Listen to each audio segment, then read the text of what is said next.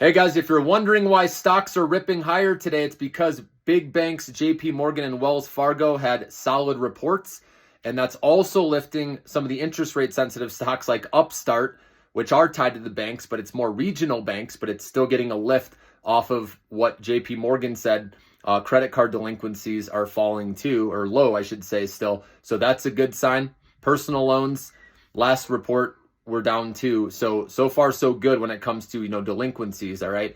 So that's probably why these stocks are getting a lift. Even though PPI inflation came in hotter than expected, investors are shaking that off because we have a strong economy right now. We do have 50 basis points of cuts already filtering through the economy. And even if they skip the next meeting an interest rate cut, I expect, data will eventually weaken. Well, they'll start cutting again. But the narrative can change quickly, guys. So that's what I'm saying. In your short-term account, this is where we don't get greedy. We trim on the rip. We raise our stop limit into the profit zone. So we're still giving the stock room to go, right? But you're also protecting your profits now, okay? So that's what I'm doing. Like I said, after the rip with Upstart and Affirm today, I trimmed a little bit more, and then I raised my stop limit even higher, okay? And then long-term, as you know, I still have it going.